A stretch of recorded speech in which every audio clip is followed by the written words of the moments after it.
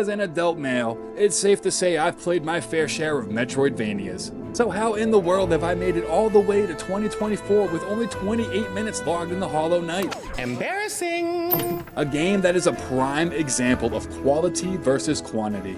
Oh it's gonna take me that long to beat it? A prime example of quality and quantity. Hollow Knight has been on my radar for a while now, and I'm extremely happy to bring you my first ever experience with the game. Can a platformer-loving Soulsborne player make it through Hollownest in one piece? Is this game the genre-defining, once-in-a-lifetime game I've read about?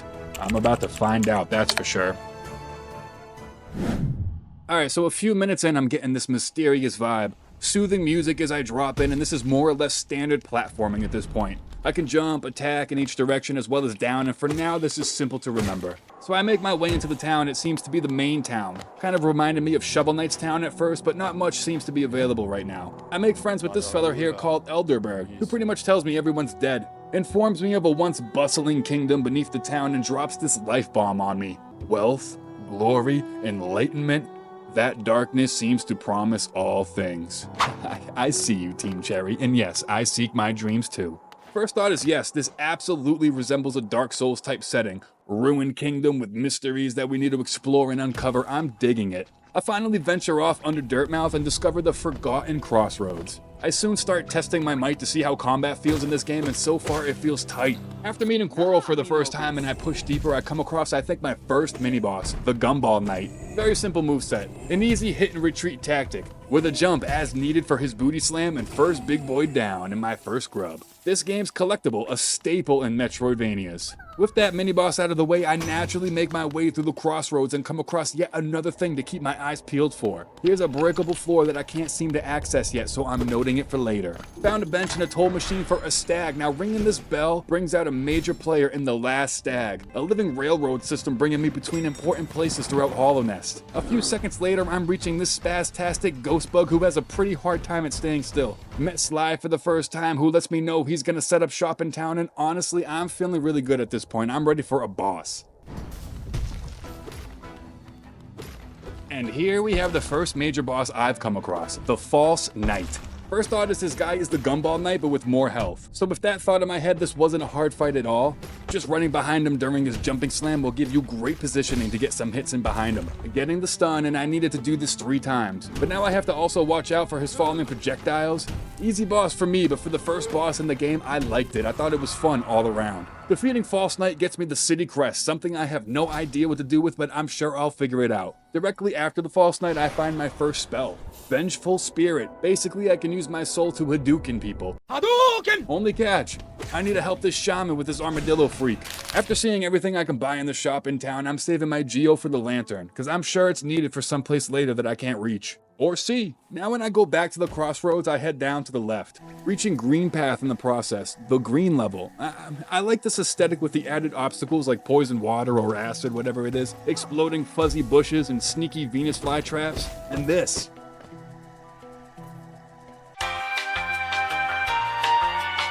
Finally finding Conifer and getting the map to Green Path, giving me an immediate sign of relief. I like knowing where I'm going. I thought this was a boss here, but it really wasn't. Right, and then I see this dude, so I go to help him because he looks like me. I fight all these flying enemies while he's just laying there in the fetal position. Then right after I'm done, he's up and smug. It very much soiled the entire interaction if you ask me, but moving on.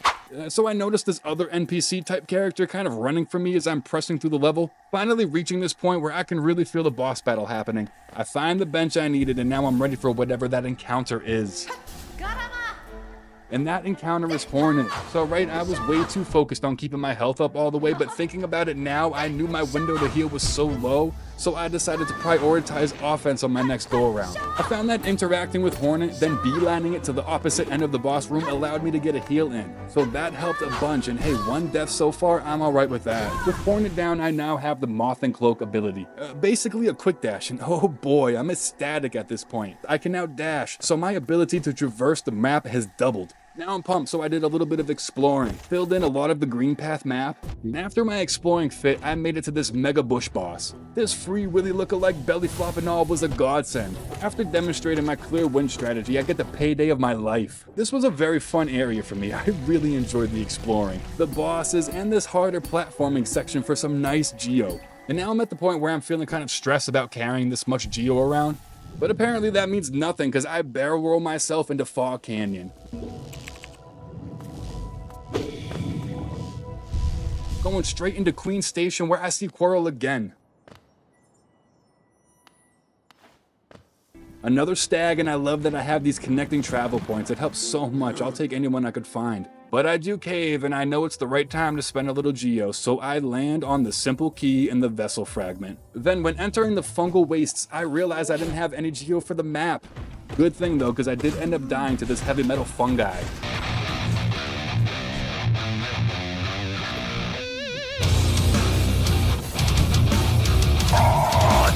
But when defeated, I got myself a charm notch, so now I can use more charms. Entering Mantis Village is a labyrinth of jumps with levers that only allow certain ways of entering and exiting, so you really gotta find your way. On top of fighting enemies that could be tricky if taking on multiple, making my way past all of this was a slugfest. But in doing so, I got my hands on the Mantis Claw, allowing me to jump up walls, so right now I'm in such a jaw-dropping moment. I'm realizing the possibilities that are opening up to me, not only with what I have, but with what I'm about to find. There's so much to do in this game, and I'm starting to forget what I've done and what I need to do. I even forgot I just got that charm notch, so I put a charm on. And now I kind of just want to explore. I make it to the City of Tears, and at this time I'm having no problem with combat, but here I make it to the Nailsmith. Get him to level up my nail, and he informs me that I can do it more with the exchange of some pale ore. Done deal. And then I find out what it's all about. Kind of. I see this cutscene of Hornet coming in, we get to chat, and she Spider-Man's out of here, and I'm left looking at this guy, the Hollow Knight himself. After trekking through this dark area that has a bunch of worms creepily walking, I feel like I shouldn't be in this area, or at least I have no idea where I'm really supposed to be going. And 11 minutes later, through a path of elevators and shield-wielding bugs, I finally reach this man, revealing the rest I need to path. And after speaking to this goof again, I continue to branch out into the city, finding shortcuts and keys, journals, fragments, and even a lift connecting back to the crossroads, and it brings me back to the undead bird. The connectivity really drives it home, that this game is a step above in the design department. I return back down to finish the city and unlock its stag nest, popping a trophy for having half of the stag stations available. Alright. I finally purchased the pins for the bench and the stag so I don't have to remember, and now I'm on to the Soul Sanctum. When I first reached the Soul Sanctum, I legit thought that this enemy was a boss. Realizing it was the standard enemy, I knew it was gonna be a bumpy ride. They shook me up so bad I died to this mini-boss, but luckily I was able to get back and lock in a strat against him. Again, at first I thought this was the main boss, but anyways, pressing through, this level was the most difficult of the game so far. I wasn't super stressed, but definitely some points I felt sweaty. Reaching the Soul Master the way I did, I knew it wasn't gonna end well, but surprisingly, I died. Now this is where things got a little spicy for me. I think I won the fight. I go to grab the next ability only to be catfished into a hidden phase. Oh my god, bro. And died. Not once, not twice, but 3 times. Right at the end. Mixed with almost dying on the return with 1100 Geo on the line, and let's just say I was being vocal. Finally defeating the Soul Master was a good feeling. I loved baiting his homing missile so I could quick dash in and jump attack him. Getting center position when he does his 4 homing orb spinning attack allows me to either heal or get a hit in. Or get hit myself. Always keeping an eye for his drop down attack, which he likes to feint every now and then and throw me off. Doing a quick whoop on his dash attack, and this is a fun boss. Absolutely worth the stress of going through like almost a 2-minute run back every time I died. But now I got the Desolate Dive, which is like a ground pound, and I know I remember seeing places that shook that kind of resembled a cry for a ground pounding. So now I go back and purchase that lantern with all this geo I have lying around. So after thinking about it, I could actually only remember one place I could use this Desolate Dive on, and it's right next to Dirtmouth. Here I am, and yep, I've entered Crystal Peak. Now it's a new place without a map, so here's where the stress comes on, especially when I got sections like this to get through. I'm having a little trouble, but fear not, I see a corner for paper. Bought the map just in time, it seems like, cause I died right after. This upper area of Crystal Peak was a slugfest sometimes. Felt like I didn't know what I was missing. After what might have been an hour, I make my way down here and find this path where even more crystal beams and rotating platforms that killed me once, but twice? Not today, Bubs. And I consumed the Crystal Heart ability, oh boy. Then I connected the peak back to Dirtmouth for another round of great level design. Alright, so now I kind of don't know or have anywhere to go and I'm aimlessly exploring and I find a charm merchant. Seeing this stacked inventory, I rush over to that vendor I saw back in the City of Tears, sold all my goods, then returned back to pick up the long nail, a charm notch, and quick focus for my arsenal. Now that I'm all equipped up, I head to Greenpath to use the new crystal ability I just received. Learning Great Slash, yet another mechanic, not a spell, not an upgrade, but a stronger attack. I think I'm actually hooked at this point. I make my way down till I reach the Ancient Basin, and I think I'm getting to a boss, so I'm gonna go back and unlock that bench, but it turns out I can't go back up, and it turns out it wasn't a boss either. When I finally did get to that bench, I hit my first wall on the run. The Broken Vessel. Probably died I think 15 times, and each time was well deserved. My issue was trying to get a heal in with those bubble buddies he has spawning in every 5 seconds. Always catching me when I'm exposed. Also his Chaos Fireball attack he does is so random, but eventually I got his rhythm down and was able to just stay calm and react to his attacks. Getting in close when he jumps to avoid his orbs altogether and jumping when he lunges. But other than that, this is a great fight that I enjoyed. And I enjoyed it so much more knowing that I'm now in possession of the Monarch Wings. I feel like I'm really putting it all together. My traversal has never been better at this point. And after that hour ordeal with the Broken Vessel, I'm just happy to be back out in Hollownest. With Vessel out of the way, I realize I skipped over the Royal Waterways. So I make my way back there and I find this jolly defender of dung. This was such a funny boss. I like his style a lot. But after that, I got myself lost in the waterways a bit until I reached Isthmus Tier, allowing me to swim in acid. So speaking of that, I've gotten a lot of abilities and I think I'm lacking on like everything else. So as I'm exploring, I came across the Fluke Worm, just a stationary boss with minions floating all over the place. 3 deaths and I knew I needed to upgrade my nail.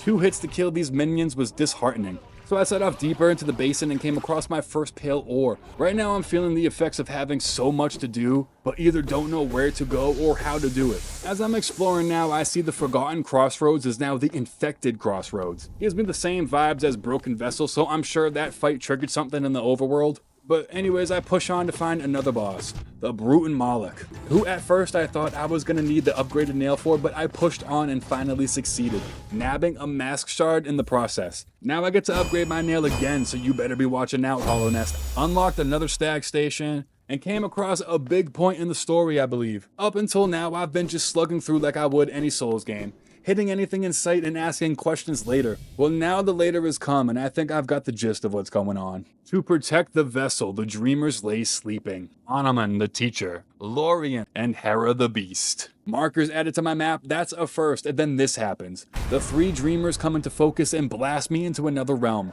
Jumping through this hippie wonderland chasing a butterfly, it really feels like someone's grandparents tripping at Woodstock. But a few moments later I land myself the Dream Nail. Cuts through the veil between dreams and waking. After waking up to Seer, I'm informed of the Dream Nail and now I can collect essence. So I immediately enter the resting grounds, do a little game of parkour catch, then find this Zero fella here, fight him, beat him, which was a fun boss. I can already tell these dream bosses are gonna be a little bit tougher, because it took me a lot of hits to down him. But the fight itself was action-packed. I didn't have a second to think, just dodging his swords and getting a few hits in while I can. I loved it. So far in my journey, I've met darling NPBs, rescued grubs on grubs on grubs, fought bosses, mini-bosses, mini-bosses. Now I have a plan to go by when tackling the rest of the game. Yes, I was confused on where to go for most of my playthrough. Yes, I'm still confused, but having these 3 marks on my map of the Dreamers' locations gives me a path to glory, more than any other moment in the game up to this point. But every wrong turn leads to something cool and mysterious, eventful and useful. Each biome is unique from each other in the best ways possible. So many different enemies, traps, obstacles, and distractions that leave me running in circles and still missing something important in the process. Gathering the items necessary to complete a build in Hollow Knight that plays off of my play style All the charms, notches, grubs, geo, bosses, hidden paths, and doors with levers. It's all enthralling, and I know I'm only this far into this game, but I truly see the masterpiece everybody's been talking about. I know I liked this game when I first tried it, but by the time I beat Hornet, unlocked a few maps, and then seen what this game is all about, I'm hooked. I don't want to put it down, and I'm looking for anything and everything to do within Hollownest. And I know there's a lot more to go out there. So let's get back into this and see how this game ends. After unlocking another stag station, buying some maps that I missed while in the levels, I found myself back at Mantis Village, doing a bunch of weaving in and out, unlocking doors and just trying to navigate my way around. About 30 minutes go by until I discover the Mantis Lords. Between you and me, I had a little bit of a tough time with these guys. You know I did, because when I finally did kill them, I had done it so many times I was no-hitting the first Mantis. But then I would always end up dying to my own stupidity. But for real, this might be my favorite boss fight so far. Really like the reacting to one Mantis, but also having to be ready for any incoming Mantis attacks. Really can be a battle of the mind trying to hold focus. Speaking of focus, I always forget to change my charms, but I'm sure quick focus would have been very useful in this fight. Immediately after the Mantis Lords, I'm doing my thing and I see this. So naturally I follow him, right? Seeing him here again, and this sneaky son of a gun just isn't having it apparently. And here I am thinking I found a Days of Future Past of myself, but nope, it was Nosk. First 2 times fighting him, I didn't think I belonged here, but when I noticed he runs right over you and can't hit you while you're parked in his nook, this was my strategy. Get in the corner. If he squeals, he's gonna run. Hit him while he passes. Wait for him to run back. Jump over him and rinse and repeat. If he throws his orbs, I run in close and jump on top of him, but my main bread and butter is sticking in that nook. Defeating Nosk got me another pale orb. Let's go. So since I'm in Deep Nest and I have the map, I'm gonna press on and find this first dreamer. And somehow ended up finding the tram pass, so there's that. Save this poor sap again. Now getting to the dreamer was a pain. I can see how these are gonna go. Making it a trek and a half to reach these guys. Died a couple times, but then made it to this place where everybody seemed so very nice and welcoming. Told me to sit and take a load off. In the Beast Den, I press on like I always do and reach this guy right here, and I think I just got my first dreamer. So at this point, I have a clear plan for my endgame. I'm gonna find these last 2 dreamers and see what that does for me game-wise. But when nabbing that pale ore after Nosk, I'm in dire need of just 1 more for an upgrade. So I think I'm just gonna do that. Closest one to me is in a part of Crystal Peak I didn't end up exploring yet. Of course, I found a mini-boss now that I have the Monarch wings. Enraged Guardian. Just a buffed up version of the guy on the bench. I did die a few times to this guy, but with how much geo I had in there, I wasn't leaving until he was done. Just when I thought I was done with bosses, Hornet drops in on me yet again. My favorite boss of the run with a slightly higher difficulty. I'm happy my wait for her to attack, then react and run to the opposite side of the room still works for the most part. If I'm not dashing into her spike balls. All in all, Hornet is the perfect difficulty for me in this game. Really enjoyed the back and forth dodging and hitting all the projectiles. 10 out of 10 fight for me. With my confidence beaming like the opening night of a movie theater, I move on to the second dreamer's location on the map. Teacher's Archives. Enough jellyfish that SpongeBob would have been in heaven. Loser. But 90 seconds in and I come into contact with the jellyfish of all jellyfish.